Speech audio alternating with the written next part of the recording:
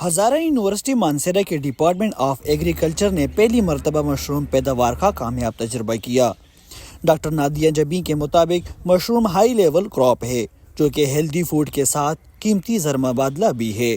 Fungi دو طرح کے ہوتے ہیں، ایک مائکرو فنجائی ہوتا ہے اور ایک میکرو فنجائی ہوتا ہے۔ تو مائکرو فنجائی جو ہے وہ زیادہ تر ڈیزیز سے ایسوسیٹڈ ہوتا ہے۔ بہت ساری ڈیزیزز ہیں ہمارے فنجائی کی، فنگس کو ہم جانتے ہی ڈیزیز کے حوالے سے ہیں، لیکن اس کی جو دوسری ٹائپ ہے وہ میکرو فنجائی ہے۔ اور میکرو فنجائی میں یہ فروٹنگ باڈی ہوتی ہے جو ہمیں نظر آتی ہے، کہیں بھی اگے ہوئے ہوتے ہیں، جیسے بھی آپ رین فال ہوتا ہے یا جولائی میں ہمارے ایریا میں بہت ہوتے ہیں، اسی طرح سے اپریل میں ہمارے ایریا میں بہت ہوتے ہیں۔ تو یہ اس میں بہت ساری قسمیں ایسی ہوتی ہیں کہ ان کو فردر ہم دو ٹائپس میں ڈیوائڈ کرتے ہیں، یعنی ایڈیبل اینڈ نان ایڈیبل۔ تو اس کے بعد پھر ہم لوگوں نے یہ سوچنا شروع کیا کہ ہم مشرومز کو کلٹیویٹ کریں، جیسے ہم فصلیں لگاتے ہیں، سبزیاں لگاتے ہیں، ہمیں پتہ ہوتا ہے کہ یہ ہمارے بینیفٹس کے لیے ہیں، ہمیں اس سے جو ہے وہ نیوٹرینٹس ملتے ہیں۔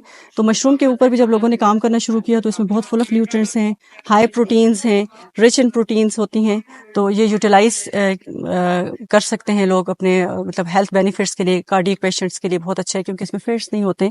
تو پھر اس طرح سے لوگوں نے اس کو کلٹیویٹ کرنا سٹارٹ کیا ہے۔ اب کلٹیویٹ کرنے کے لیے سب سے امپورٹنٹ چیز ہوتی ہے کہ کس چیز کے اوپر کلٹیویٹ کریں، کیسے کریں، میتھڈالوجی کیا ہو۔ ڈاکٹر نادیہ جبیں نے یونیورسٹی میں مشروم کی پیداوار کے لیے را مٹیریل کا استعمال کیا۔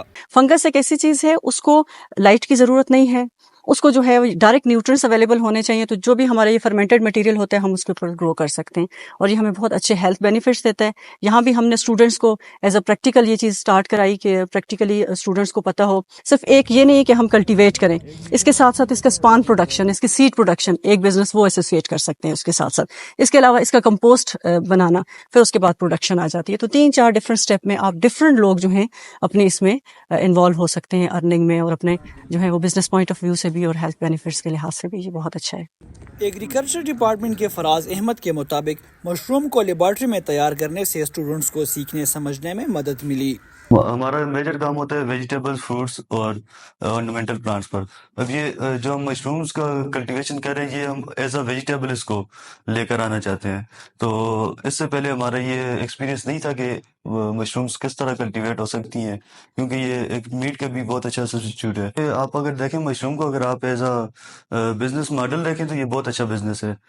اس پہ ہمارا بہت لو کاسٹ آیا ہے، بالکل را مٹیریل سے ہم نے اسٹارٹ کیا تھا، ہمیں کوئی فنڈنگ وغیرہ نہیں تھی اس میں، تو اس کو ہم نے ایز اے میڈیم استعمال کیا ہے، اس کو اسٹیرلائز کر کے پورا پروسیس جیسے ہوتا ہے، اور اس میں اسپان ایک بار ہم اسپان لے کے آ گئے ہیں، 1000 کا 1 kg اسپان منگوایا تھا ہم نے۔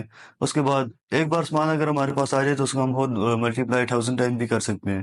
مطلب اس پہ ایک بار آپ نے کاسٹ لگا دی، اس کے بعد آپ اس سے بینیفٹ لے سکتے ہیں ایزیلی۔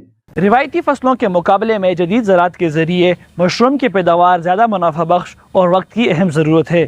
کیمرہ مین اسد ہارون کے ساتھ عمیر خان آباد، ہزارہ یونیورسٹی، مانسیرہ۔